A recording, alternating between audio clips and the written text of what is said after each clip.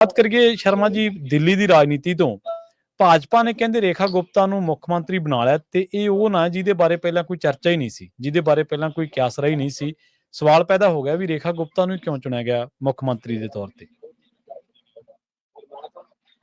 ਬਿਲਕੁਲ ਪ੍ਰਵੀਨ ਜੀ, ਇਹ ਸਵਾਲ ਇਸ ਲਈ ਅਹਿਮ ਹੈ ਕਿ ਲੰਮੇ ਸਮੇਂ ਤੋਂ ਭਾਰਤ 'ਚ ਜਿਹੋ ਜਿਹੀ ਸਿਆਸਤ ਹੁੰਦੀ ਸੀ ਉਹਦੇ ਵਿੱਚ ਅਕਸਰ ਇਹ ਦੇਖਿਆ ਜਾਂਦਾ ਸੀ ਕਿ ਕਿਹੜਾ ਵੱਧ ਵਾਰ ਜਿੱਤਿਆ ਹੈ, ਕਿਹੜਾ ਉਮਰ ਦਰਾਜ ਹੈ, ਕਿਹੜਾ ਤਜਰਬੇਕਾਰ ਹੈ, ਕਿਹੜਾ ਕਿਹੜੇ ਭਾਈਚਾਰੇ 'ਚੋਂ ਹੈ, ਜਾਂ ਕਿਹੜਾ ਹਾਈ ਕਮਾਂਡ ਦੇ ਬਹੁਤ ਨੇੜੇ ਹੈ। ਜਿਹੜਾ ਇਹ ਕਲਚਰ ਸੀਗਾ, ਉਸ ਕਲਚਰ ਨੂੰ ਕਿਤੇ ਨਾ ਕਿਤੇ ਬੀਜੇਪੀ ਨੇ ਇਸ ਢੰਗ ਨਾਲ ਤੋੜਿਆ ਕਿ ਉਹਨਾਂ ਵਿੱਚੋਂ ਕੱਢ ਤੇ ਬਾਕੀਆਂ ਦੇ ਉੱਤੇ ਜਿਹੀ ਉਹਨਾਂ ਦੀ ਡਿਕਟੇਟਰਸ਼ਿਪ ਦੇ ਨਾਲ ਦਬਦਬਾ ਆਏ ਤੇ ਕੋਈ ਵਿਰੋਧ ਨਹੀਂ ਕਰ ਪਾਉਂਦਾ। ਖਾਸ ਕਰ ਉਸ ਸਮੇਂ ਜਦੋਂ ਸੱਤਾ ਤੇ ਕੰਟਰੋਲ ਸੱਤਾ ਤੁਹਾਡੇ ਕੋਲ ਹੋਵੇ ਤੇ ਲੀਡਰਾਂ ਦੀ ਐਮਐਲਏ ਦੀ ਇੱਛਾ ਸੱਤਾ ਦੇ ਨੇੜੇ ਰਹਿਣ ਦੀ ਹੋਵੇ, ਫਿਰ ਕੋਈ ਵਿਰੋਧ ਵੀ ਨਹੀਂ ਕਰ ਪਾਉਂਦਾ।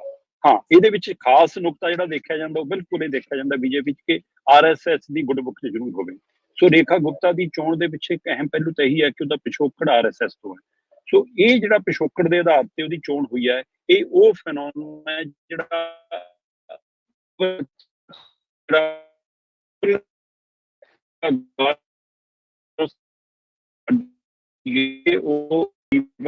ਆਰਐਸਐਸ ਦੀ ਜਿਹੜੀ ਸੰਸਥਾ ਏਬੀਵੀਪੀ ਉਹਦੇ ਨਾਲ ਸੰਬੰਧ ਰਿਹਾ। ਸੋ ਤੇ ਉਸ ਨਾਤੇ ਉਹ ਫਿਰ ਬੀਜੇਪੀ ਦੇ ਟਰੈਕ ਹੁੰਦੀ ਹੈ ਤੇ ਲੰਮੇ ਸਮੇਂ ਤੋਂ ਦਿੱਲੀ 'ਚ ਉਹਨਾਂ ਦੇ ਮਹਿਲਾ ਮੋਰਚਿਆਂ ਦੇ ਵੱਖ-ਵੱਖ।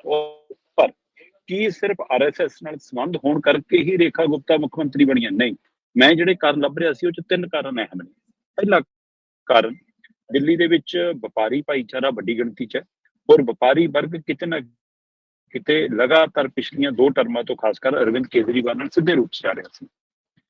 ਰੇਖਾ ਗੁਪਤਾ ਦਾ ਸੰਬੰਧ ਜੇ ਹਰਿਆਣੇ ਤੋਂ ਹੈ ਤਾਂ ਕੇਜਰੀਵਾਲ ਦਾ ਸੰਬੰਧ ਵੀ ਹਰਿਆਣੇ ਤੋਂ।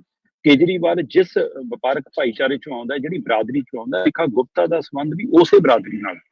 ਸੋ ਇਸ ਲਈ ਰੇਖਾ ਗੁਪਤਾ ਦੀ ਚੋਣ ਪਿੱਛੇ ਇਹ ਵੀ ਹੈ ਕਿ ਕੇਜਰੀਵਾਲ ਦਾ ਜਿਹੜਾ ਬਦਲ ਹੈ ਉਸ ਨੂੰ ਵੀ ਲੱਭਿਆ ਜਾ ਰਿਹਾ ਤੇ ਕਿਤੇ ਨਾ ਕਿਤੇ ਉਹਦੀ ਚੋਣ ਦੇ ਪਿੱਛੇ ਇਹ ਵੀ ਹੈ ਕਿ ਉਹ ਭਾਈਚਾਰਾ ਜਿਹੜਾ ਕਿਸੇ ਸਮੇਂ ਕੇਜਰੀਵਾਲ ਨਾਲ ਚਲਾ ਗਿਆ ਸੀ ਉਹ ਪਰਮਾਨੈਂਟ ਬੀਜੇਪੀ ਕੋਲ ਆ ਜਾਵੇ। ਇਹ ਵੀ ਇੱਕ ਪਹਿਲੂ ਹੈ। ਦੂਸਰਾ ਜਿਹੜਾ ਪਹਿਲੂ ਹੈ, ਦਿੱਲੀ ਦੇ ਵਿੱਚ ਜਿਹੜਾ ਵੋਟ ਪਰਸੈਂਟ ਹੈ, ਉਹ ਵੋਟ ਪਰਸੈਂਟ 50% ਜਿਹੜਾ ਜਿੰਨੀ ਵੋਟ ਬੀਜੇਪੀ ਨੂੰ ਪਈ ਹੈ ਉਹਦੇ ਵਿੱਚ 50% ਵੋਟ ਇਕੱਲੀ ਬੀਬੀਆਂ ਦੀ ਹੈ। ਮਤਲਬ ਕੁੱਲ ਵੋਟਿੰਗ ਚੋਂ 45% ਦੇ ਕਰੀਬ ਵੋਟ ਲੈ ਕੇ ਗਈ ਹੈ ਭਾਰਤੀ ਜਨਤਾ ਪਾਰਟੀ ਤੇ ਉਸ 45% ਦੇ ਵਿੱਚੋਂ ਕਰੀਬ 50% ਵੋਟ ਉਹਨਾਂ ਨੂੰ ਔਰਤਾਂ ਦੀ ਆਈ ਹੈ। ਕਿਉਂਕਿ ਜਿਹੜੀ ਆਮ ਆਦਮੀ ਪਾਰਟੀ ਸੀ ਉਹਦੇ 2 ਦਾ ਵੱਡੇ ਸੀ, ਬੀਬੀਆਂ ਲਈ ਮੁਫਤ ਸਫ਼ਰ ਜਾਂ ਬੀਬੀਆਂ ਨੂੰ ਅਸੀਂ 2500 ਰੁਪਇਆ ਦੇਵਾਂਗੇ ਜੀ, ਇਹ ਸਾਰੀ ਪ੍ਰਕਿਰਿਆ।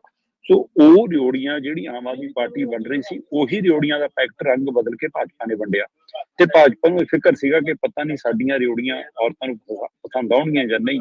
ਇਸ ਲਈ ਉਹਨੇ ਦਾਅਵੇ ਵਾਅਦੇ ਕੀਤੇ ਸੀਗੇ। ਉਹ ਦਾਅਵੇ ਵਾਅਦਿਆਂ ਤੇ ਦਿੱਲੀ ਦੀਆਂ ਔਰਤਾਂ ਨੇ ਭਰੋਸਾ ਜਤਾਇਆ। ਹਰ ਮਹੀਨੇ 2500 ਰੁਪਇਆ ਆਰਥਿਕ ਮਦਦ ਤੇ 8 ਮਾਰਚ ਤੋਂ ਦੇਣਾ ਸ਼ੁਰੂ ਕਰ ਦਾਂਗੇ। ਫਿਰ ਦਿੱਲੀ ਦੇ ਵਿੱਚ ਘਰੇਲੂ ਜਿਹੜੀ ਮੇਡ ਨੇ, ਜਿਹੜੀਆਂ ਘਰਾਂ 'ਚ ਕੰਮ ਕਰਨ ਵਾਲੀਆਂ ਔਰਤਾਂ ਨੇ, ਉਹਨਾਂ ਦੇ ਲਈ ਕਲਿਆਣ ਬੋਰਡ ਬਣਾਉਣ ਦਾ ਦਾਅਵਾ। ਫਿਰ ਗਰੀਬ ਔਰਤਾਂ ਨੂੰ 500 ਰੁਪਏ ਦਾ ਸਿਲੰਡਰ ਸਬਸਿਡੀ ਵਾਲਾ, ਫਿਰ ਦੀਵਾਲੀ ਤੇ ਹੋਲੀ ਤੇ ਮੁਫਤ ਸਿਲੰਡਰ, ਫਿਰ ਮਾਤਰ ਸੁਰੱਖਿਆ ਬੰਧਨਾਂ ਦੇ ਮੌਕੇ ਗਰਭਵਤੀ ਔਰਤਾਂ ਲਈ 21,000 ਦੀ ਸਕੀਮ, ਫਿਰ ਇਸੇ ਤਰ੍ਹਾਂ ਮਹਿਲਾਵਾਂ ਲਈ ਫ੍ਰੀ ਬੱਸ ਸਫ਼ਰ।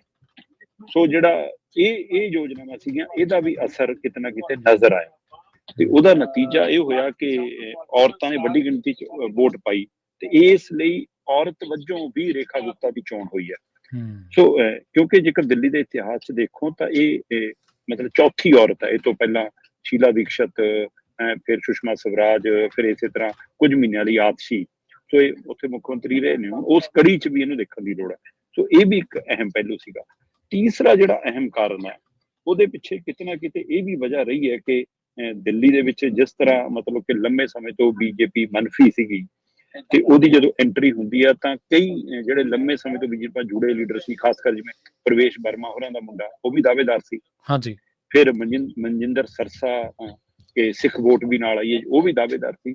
ਸੋ ਉਹਨਾਂ ਦਾਅਵੇਦਾਰਾਂ ਦੀ ਦਾਅਵੇਦਾਰੀ ਨੂੰ ਵੀ ਲਾਂਭੇ ਰੱਖਦਿਆਂ ਹੋਇਆਂ ਸਿਰਫ ਔਰਤ ਨੂੰ ਪਹਿਲ ਦੇਣਾ, ਆਰਐਸਐਸ ਦੇ ਨਾਤੇ ਪਹਿਲ ਦੇਣਾ, ਮਹਿਲਾ ਨੂੰ ਪਹਿਲ ਦੇਣਾ, ਆਪਣੀਆਂ ਗਰੰਟੀਆਂ ਦੇ ਹਵਾਲੇ ਨਾਲ ਪਹਿਲ ਦੇਣਾ ਤੇ ਵਪਾਰੀ ਭਾਈਚਾਰੇ ਦੇ ਹਵਾਲੇ ਨਾਲ ਪਹਿਲ ਦੇਣਾ, ਇਹ ਕੁਝ ਕਾਰਨ ਬਣੇ ਜਿਨ੍ਹਾਂ ਕਾਰਨ ਰੇਖਾ ਗੁਪਤਾ ਦੀ ਉੱਥੇ ਚੋਣ ਹੋਈ ਹੈ। ਸੋ ਇਹਦੇ ਵਿੱਚ ਕੋਈ ਦੋ ਰਾਏ ਨਹੀਂ ਜੀ ਕਿ ਉਹ ਵਿਦਿਆਰਥੀ ਉਹ ਚੋਂ ਨਿਕਲ ਕੇ ਆਉਂਦੀ ਹੈ। ਸੋ ਇਸ ਲਈ ਸੋਚ ਸਕਦੇ ਹਾਂ ਕਿ ਘੱਟੋ ਘੱਟ ਵਿਦਿਆਰਥੀ ਲੀਡਰਸ਼ਿਪ ਚੋਂ ਨਿਕਲੀ ਸ਼ਾਇਦ ਦਿੱਲੀ ਦੇ ਲਈ ਕੁਝ ਚੰਗਾ ਕਰ ਸਕੇ। ਸਹੁੰ ਚੁੱਕਣ ਤੋਂ ਪਹਿਲਾਂ ਮਤਲਬ ਕਿ ਉਹ ਹਨੂੰਮਾਨ ਮੰਦਿਰ ਜਾਂਦੇ ਆ ਤੇ ਰਾਮਲਾ ਮੈਦਾਨ 'ਚ ਸਹੁੰ ਚੁੱਕ ਸਮਾਗਮ ਹੁੰਦਾ ਤੇ ਸਹੁੰ ਚੁੱਕਣ ਤੋਂ ਬਾਅਦ ਉਹ ਜਮਨਾ ਦੀ ਆਰਤੀ ਲਈ ਜਾਂਦੀ ਹੈ। ਸੋ ਕੁਝ ਸੰਕੇਤ ਦਿੱਤੇ ਆ ਉਹਨਾਂ ਨੇ। ਸੋ ਦੇਖਦੇ ਆ ਜੀ, ਸੱਦਾ ਕੇਜਰੀਵਾਲ ਨੂੰ ਵੀ ਸੀਗਾ, ਕੇਜਰੀਵਾਲ ਆਇਆ ਨਹੀਂ, ਕਾਂਗਰਸ ਦਾ ਪ੍ਰਧਾਨ ਜ਼ਰੂਰ ਆਇਆ ਸੀ। ਸੋ ਹੁਣ ਦਿੱਲੀ ਰੇਖਾ ਦੇ ਹਵਾਲੇ ਆ, ਸੋ ਦੇਖਦੇ ਆ ਜੀ ਕੀ ਹੁੰਦਾ। ਜੀ ਬਿਲਕੁਲ।